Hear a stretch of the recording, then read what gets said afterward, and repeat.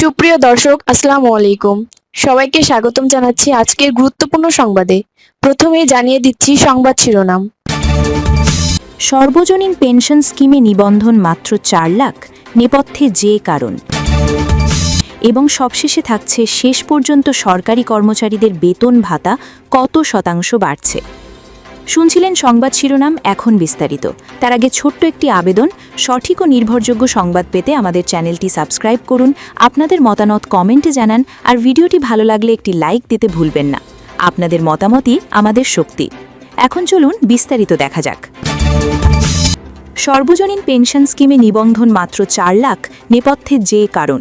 কার্যক্রম শুরুর মাত্র 3 বছর না পেরোতেই অনেকটা স্থবির হয়ে পড়েছে সর্বজনীন পেনশন কার্যক্রম। বাংলাদেশে রাষ্ট্রীয় উদ্যোগে নেওয়া গুরুত্বপূর্ণ এই কর্মসূচির ভবিষ্যৎ নিয়ে নানা প্রশ্ন সামনে আসছে।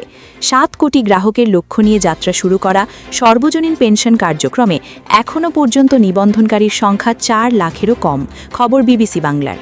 শুরু থেকেই আস্থাহীনতা, বিতর্ক এবং নানা গোষ্ঠীর আপত্তির কারণে বাধার মুখে পড়া এই উদ্যোগ রাজনৈতিক পট পরিবর্তনের পর চূড়ান্ত সংকটে রয়েছে বলেই মনে করছেন বিশ্লেষকেরা। বিশেষ করে নতুন সরকার দায়িত্ব নেওয়ার পর এই কর্মসূচি থাকবে কিনা, জমা হওয়া অর্থ ফেরত পাওয়া যাবে কিনা, এমন নানা অনিশ্চয়তার কারণে কাঙ্ক্ষিত লক্ষ্যে পৌঁছায়নি নিবন্ধনকারীর সংখ্যা।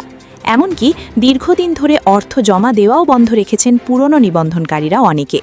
শুরুর দিকে এই কর্মসূচিতে যুক্ত হলেও এক পর্যায়ে মাসিক কিস্তি দেওয়া বন্ধ করে দেন বেসরকারি চাকরিজীবী মাজহারুল ইসলাম। তিনি বলেন, ব্যাংকের দুর্দশার গল্প প্রতিদিন শুনি, সব টাকা নাকি গায়েব। ভবিষ্যতের কথা ভেবে শুরুতে যুক্ত হয়েছিলাম, কিন্তু রাজনীতি নিয়ে যত নাটকীয়তা শুরু হলো তাতে আর ভরসা পাইনি। তার মতো অনেকেই পেনশন স্কিমে অর্থ জমা দেওয়া আপাতত বন্ধ রেখেছেন, তবে শঙ্কা নিয়েও কিস্তি চালিয়ে যাওয়ার কথা জানিয়েছেন কেউ কেউ। বেসরকারি চাকরিজীবী আরেফিন শাকিল বলেন, একদম শুরু থেকে মাসিক টাকা জমা দিচ্ছে, এখনও পর্যন্ত কোনো সমস্যার সম্মুখীন হইনি। সরকার পরিবর্তনের পর কি হবে এটা নিয়ে একটু উৎকণ্ঠা ছিল। এই সরকার কার্যক্রমটি চালিয়ে নেবে, আমরা বিশ্বাস রাখতে চাই। সম্প্রতি এই কার্যক্রম নিয়ে সরকারের পক্ষ থেকে ইতিবাচক বার্তা এসেছে, যদিও অর্থনীতিবিদ এবং গবেষকেরা বলছেন সাধারণ গ্রাহকের আস্থা ফেরাতে না পারলে সর্বজনীন পেনশন কার্যক্রমের সফলতা অর্জন সম্ভব নয়। পেনশন কার্যক্রমের বর্তমান পরিস্থিতি। আওয়ামী লীগ সরকারের আমলে 2023-এর আগস্টে সর্বজনীন পেনশন কার্যক্রম যখন শুরু হয় তখন এ নিয়ে বিভিন্ন মহলে আলোচনার জন্ম দিয়েছিল। বিশেষ করে বেসরকারি খাতে কর্মরতদের মধ্যে নানা প্রতিক্রিয়া তৈরি করেছিল সরকারের এই কর্মসূচি। তবে অনিশ্চয়তা এবং আর্থিক লেনদেনের নানা বিষয়ে স্পষ্ট ধারণা না পাওয়ায় এই কার্যক্রমের সঙ্গে যুক্ত হওয়ার ব্যাপারে খুব একটা আগ্রহ কখনোই দেখা যায়নি। এক পর্যায়ে সরকারি চাকরিজীবীদের যোগদানের বাধ্যবাধকতা রেখে সর্বজনীন পেনশন কার্যক্রমে একটি স্কিম চালু করার পর এই সিদ্ধান্তের বিরুদ্ধে আন্দোলনেও নামতে দেখা গেছে অনেককে। ওই সময় সরকারের সিদ্ধান্তের বিরুদ্ধে অবস্থান নিয়ে কর্মবিরতিও ঘোষণা করেছিলেন বিভিন্ন বিশ্ববিদ্যালয়ের শিক্ষকেরা। পরবর্তীতে রাজনৈতিক পট পরিবর্তনের পর অন্তর্বর্তীকালীন সরকারের সময় এই কার্যক্রম সচল থাকলেও এর অগ্রগতি ছিল সামান্যই। জাতীয় পেনশন কর্তৃপক্ষের তথ্য অনুযায়ী যাত্রা শুরুর পর থেকে এখনও পর্যন্ত 3,77,545 জন এই কার্যক্রমে নিবন্ধন করেছেন। এই সময় প্রায় 255 কোটি 70 লাখ টাকা সর্বজনীন পেনশন ফান্ডে জমা হয়েছে, আর লভ্যাংশ সহ মোট বিনিয়োগ দাঁড়িয়েছে 279 কোটি 7 লাখ টাকা। দেশের বিপুল জনসংখ্যার সামাজিক ও আর্থিক সুরক্ষা নিশ্চিত করার উদ্দেশ্যে নেওয়া রাষ্ট্রেরই গুরুত্বপূর্ণ পরিকল্পনা আসলে কতটা এগিয়েছে এই সংখ্যাই তার ইঙ্গিত দেয়। এমন প্রেক্ষাপটে নতুন সরকার এই কর্মসূচি এগিয়ে নেবে কিনা এমন প্রশ্নই ঘুরে ফিরে সামনে আসছে। সম্প্রতি এ নিয়ে ইতিবাচক বার্তা দিয়েছে সরকার। জাতীয় পেনশন কর্তৃপক্ষকে এই কার্যক্রমকে দীর্ঘমেয়াদে টেকসই এবং জনপ্রিয় করে তুলতে সব ধরনের কার্যক্রম হাতে নেওয়ার নির্দেশনা দিয়েছেন অর্থমন্ত্রী আমির খসরু মাহমুদ চৌধুরী। জাতীয় পেনশন কর্তৃপক্ষের মেম্বার শেখ কামরুল হাসান বলছেন, দেশের ক্রমবর্ধমান বয়স্ক জনগোষ্ঠীর কথা মাথায় রেখে সামাজিক নিরাপত্তা কাঠামোকে আরও শক্তিশালী করার তাগিদ দিয়েছেন অর্থমন্ত্রী। তিনি বলেন, 2030 সালের মধ্যে দেশের অন্তত 4 কোটি পরিবারের অন্তত একজন করে সদস্যকে এই পেনশনের আওতায় নিয়ে আসার লক্ষ্য নির্ধারণ করা হয়েছে। এছাড়া নতুন পেনশন স্কিম চালু করা, নমিনিদের জন্য আজীবন পেনশনের ব্যবস্থা করা এবং সরকারি বা বেসরকারি পর্যায়ে কর্মরত আউটসোর্সিং কর্মীদের এই কর্মসূচির আওতায় আনার বিষয়েও আলোচনা চলছে বলে জানান তিনি। ঋণ নিচ্ছে পেনশন কর্তৃপক্ষ। সর্বজনীন পেনশন নিয়ে নানা আলোচনার মধ্যেই সম্প্রতি এই কার্যক্রম চাঙ্গা করতে এশীয় উন্নয়ন ব্যাংক বা এডিবি এর কাছ থেকে 10 কোটি মার্কিন ডলার বা প্রায় 1227 কোটি টাকার ঋণ নেওয়ার সিদ্ধান্ত বেশ কৌতূহল জন্ম দিয়েছে। সরকারের পক্ষ থেকে দাবি করা হয়েছে পেনশন ব্যবস্থার প্রশাসনিক আধুনিকীকরণ, আইটি কাঠামো শক্তিশালীকরণ এবং এই বিশাল তহবিল পরিচালনার জন্য দক্ষ জনবল তৈরির লক্ষ্যেই এই অর্থ ব্যয় হবে। জাতীয় পেনশন কর্তৃপক্ষের মেম্বার শেখ কামরুল হাসান বলছেন, অবকাঠামো, প্রযুক্তিগত ক্ষমতা এবং সেবার পরিধি বাড়াতে সর্বজনীন পেনশন ব্যবস্থা শক্তিশালীকরণ প্রকল্পের সম্ভাব্যতা যাচাই চলছে। এছাড়া এই ফান্ডে জমা হওয়া অর্থ বিনিয়োগের ক্ষেত্রে পরামর্শক নিয়োগ এবং পরিকল্পনা বাস্তবায়নের জন্য এখন থেকেই প্রস্তুতি নিতে চায় পেনশন কর্তৃপক্ষ। শেখ কামরুল হাসান বলছেন, আমাদের কিছু বিষয়ে কনসালটেন্ট দরকার। আমরা এখন বাংলাদেশ ব্যাংকের বন্ডে বিনিয়োগ করছি, কিন্তু একমাত্র বন্ডে বিনিয়োগ করাই তো লাভজনক নয়। এই বিষয়গুলো একজন ভালো কনসালটেন্টের মাধ্যমে আমরা জানতে পারব। এখানেও অর্থ প্রয়োজন। তবে এই ঋণ কেবল অবকাঠামো উন্নয়ন বা প্রচারণায় ব্যয় করা হলে সেটি দীর্ঘমেয়াদে বোঝা হতে পারে বলেই মনে করেন অর্থনীতিবিদদের অনেকে। তারা বলছেন, ভারত এবং চীনের মতো বিশ্বের অনেক দেশই পেনশন কার্যক্রমে বিদেশি সহায়তা নিয়ে পেনশন ফান্ড ব্যবস্থাপনায় আমূল পরিবর্তন এনেছে।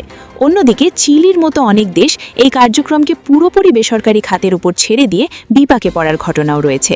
বেসরকারি গবেষণা প্রতিষ্ঠান সেন্টার ফর পলিসি ডায়ালগের সম্মানীয় ফেলো মুস্তাফিজুর রহমান বলছেন, বাংলাদেশের জন্য বড় চ্যালেঞ্জ হলো সাধারণ মানুষের টাকা যেন নিরাপদ এবং লাভজনক খাতে বিনিয়োগ হয়। তিনি বলেন, ঋণের ধরন বা মডেলটা কিভাবে ভাবা হচ্ছে সেটি বিস্তারিত না জানলে বলা কঠিন। তবে পেনশন কর্তৃপক্ষে কারা থাকবেন, ওই মানুষগুলো স্বাধীনভাবে কাজ করতে পারবেন কিনা, এই বিষয়গুলোই বেশি জরুরি বলে মনে হয়। আস্থা ফেরানোই মূল চ্যালেঞ্জ। বাংলাদেশ পরিসংখ্যান ব্যুরো বা বিবিএস এর তথ্য অনুযায়ী দেশে 15 থেকে 64 বছর বয়সী মানুষের সংখ্যা 11 কোটিরও বেশি। এই মানুষগুলোই মূলত কর্মক্ষম জনগোষ্ঠী হিসেবে বিবেচিত। বিশাল এই কর্মক্ষম জনগোষ্ঠীকে পেনশন কার্যক্রমের 4টি স্কিমের আওতায় নিয়ে আসার লক্ষ্য নিয়ে শুরু হয়েছিল সর্বজনীন পেনশন কার্যক্রম, যেখানে আস্থার সংকটই শুরু থেকে মূল সমস্যা হিসেবে সামনে আসছে বলে মনে করেন বিশেষজ্ঞরা। সর্বজনীন পেনশন কার্যক্রমের সফলতা এবং ব্যর্থতার বিষয়টি সাধারণ মানুষের আস্থার উপরই নির্ভর করে বলে মনে করেন ঢাকা বিশ্ববিদ্যালয়ের সমাজ কল্যাণ ও গবেষণা ইনস্টিটিউটের সহযোগী অধ্যাপক মোহাম্মদ তৌহিদুল হক। তিনি বলছেন, রাষ্ট্র যদি স্বচ্ছতা এবং জবাবদিহিতা নিশ্চিত করতে পারে তবেই এই কর্মসূচি হিসেবে সফল হবে। এক্ষেত্রে স্বচ্ছ নীতিমালা থাকাও জরুরি বলে মনে করেন তৌহিদুল হক। তিনি বলেন, পেনশন ফান্ডের টাকা কি রাষ্ট্র তার বাজেট ঘাটতি মেটাতে খরচ করবে নাকি লাভজনক কোনো ক্ষেত্রে বিনিয়োগ করবে? এই প্রশ্নগুলোর উত্তর না থাকলে অতীতের মতো ভবিষ্যতেও ফলাফল একই হবে। এই কর্মসূচির ধারাবাহিকতা নিয়ে মানুষের মধ্যে যে প্রশ্ন বা উদ্বেগ রয়েছে সেটি ঠিক করার পরামর্শ সিপিডি এর সম্মানীয় ফেলো প্রফেসর মোস্তাফিজুর রহমানের। তিনি বলছেন, অতীতে সবকিছু যেভাবে দলীয়করণের মধ্যে চলে গিয়েছিল তখন এটা যে একটা স্বাধীন প্রতিষ্ঠান হিসেবে কাজ করবে এবং টিকে থাকবে সেটার উপরই মানুষের বিশ্বাস ছিল না। মোস্তাফিজুর রহমান আরও বলছেন, সর্বজনীন পেনশন কার্যক্রম সফল করতে হলে বিনিয়োগ, অর্থ লেনদেন সব ক্ষেত্রে মানুষের কাছে বিশ্বাসযোগ্য হতে হবে। তিনি বলেন, মানুষ টাকা রেখে ফেরত পাবেন এই নিশ্চয়তা জরুরি। পেনশন কর্তৃপক্ষের দায়িত্বে যারা থাকবে তাদের গ্রহণযোগ্যতা, তাদের কাজ করার স্বাধীনতা, এগুলোই এখন সবচেয়ে গুরুত্বপূর্ণ।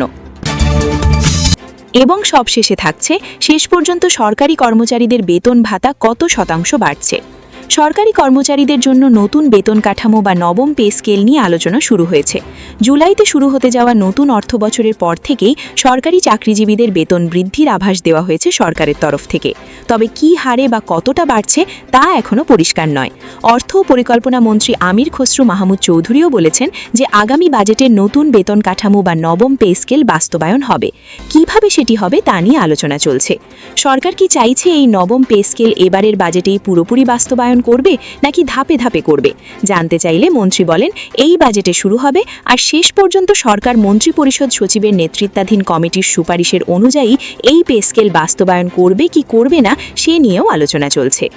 অন্তর্বর্তীকালীন সরকারের সময় বেতন কমিশনের সুপারিশে যা ছিল, 2025 সালে জুলাইতে তৎকালীন প্রধান উপদেষ্টা অধ্যাপক মোহাম্মদ ইউনুসের নেতৃত্বাধীন অন্তর্বর্তীকালীন সরকারের সময় সরকারি কর্মচারীদের জন্য নতুন বেতন কাঠামো তৈরি করতে প্রাক্তন অর্থসচিব জাকির আহমেদ খানের নেতৃত্বে 23 সদস্যের বেতন কমিশন গঠন করা হয়। ওই কমিশন গত 21 জানুয়ারি তৎকালীন প্রধান উপদেষ্টার কাছে এ সংক্রান্ত প্রতিবেদন জমা দেয়। সে সময় কমিশন প্রধান জাকির আহমেদ খান বলেন, গত এক দশকে বৈশ্বিক ও জাতীয় পর্যায়ে অর্থনীতির প্রায় সকল সূচকে উল্লেখযোগ্য পরিবর্তন এসেছে। এসেছে। বিশেষ করে নিত্য প্রয়োজনীয় পণ্যের মূল্য বহুগুণ বৃদ্ধি পেয়েছে। সময় উপযোগী ও যথাযথ বেতন কাঠামো নির্ধারণ না হওয়ায় সরকারি কর্মচারীদের জন্য জীবনযাত্রার ব্যয় নির্বাহ ক্রমেই কঠিন হয়ে পড়েছে।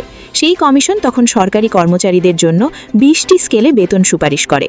সর্বনিম্ন বেতন স্কেল 8,250 টাকা থেকে বাড়িয়ে 20,000 টাকা এবং সর্বোচ্চ বেতন স্কেল 78,000 টাকা থেকে বাড়িয়ে 1,60,000 টাকা করার সুপারিশ করা হয়। কমিশন প্রধান তখন জানান, এই প্রস্তাবগুলো বাস্তবায়ন করতে হলে আরও 1,06,000 কোটি টাকার প্রয়োজন হবে। বর্তমানে বাংলাদেশের 14 লাখ সরকারি কর্মচারী এবং 9 লাখ পেনশনভোগীর জন্য সরকারের ব্যয় হচ্ছে 1,30,000 কোটি টাকা। বেতন কত শতাংশ বাড়বে? বেতন বাড়ানোর যে পরিকল্পনার কথা বলা হচ্ছে সেটি বাস্তবায়ন হলে একজন সরকারি কর্মচারী আগামী জুলাই মাস থেকে তার মূল বেতনের অর্ধেক পরিমাণ বাড়তি টাকা পাবেন। যেমন কারোর মূল বেতন যদি 50,000 টাকা হয়, তাহলে তিনি জুলাই মাস থেকে 1 বছর পর্যন্ত 75,000 টাকা বেতন পাবেন। পরের বছর থেকে পাবেন 1 লাখ। এই 2 বছর তিনি তার বাকি ভাতা এবং অন্যান্য সুবিধা আগের মতোই পাবেন।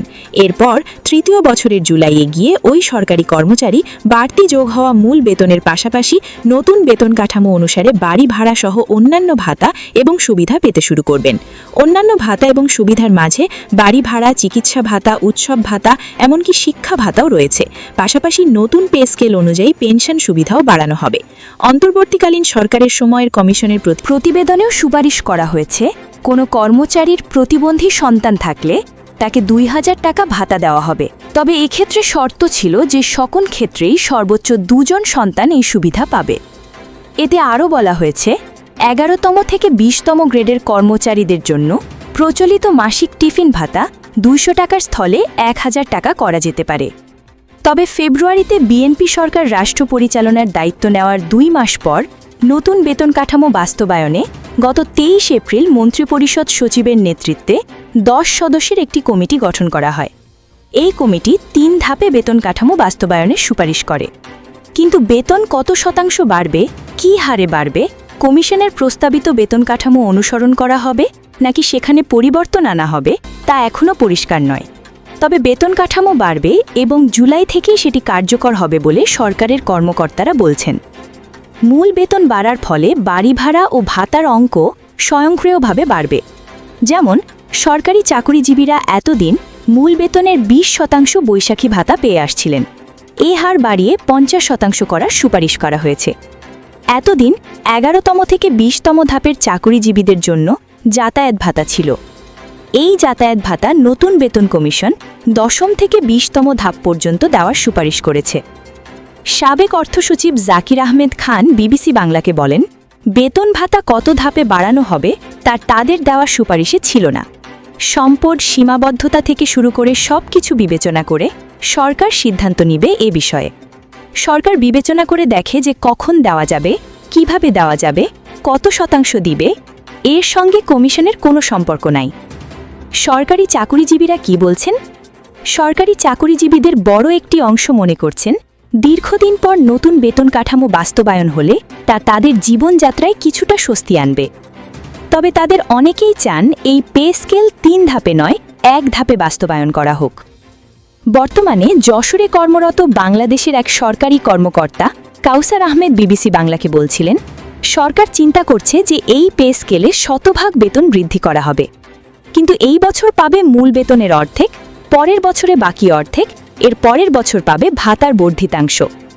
এভাবে বাড়ালে এক প্রকার ক্ষতি আমাদের, কারণ এই বছর যে ইনফ্লেশন হয়েছে, অর্থাৎ পণ্যের ও সেবার দাম ধারাবাহিকভাবে বেড়ে যাওয়া, সামনের বছর এটা একই থাকবে তা তো না। সেক্ষেত্রে এই বছরের 100% আগামী বছর হয়তো 80% নেমে আসবে। সরকারি চাকুরিজীবীদের জীবনযাত্রার মান উন্নয়ন এবং বাজার দরের সঙ্গে সামঞ্জস্য রেখে এর আগে 8ম পে স্কেল দেওয়া হয়েছিল 2015 সালে। সেই সময়ে সরকারি চাকুরিজীবীদের বেতন তাই দ্বিগুণ করা হয়েছিল এবং সিলেকশন গ্রেড ও টাইম স্কেল বাতিল করে নতুন নিয়মে ইনক্রিমেন্ট চালু করা হয়েছিল। মাঝে 1 দশকেরও বেশি সময় পেরিয়ে গেছে এবং এই সময়ে নিত্য প্রয়োজনীয় জিনিসপত্রের দাম, চিকিৎসা খরচ, বাড়ি ভাড়া, যাতায়াত ভাড়া কয়েক গুণ বৃদ্ধি পেয়েছে।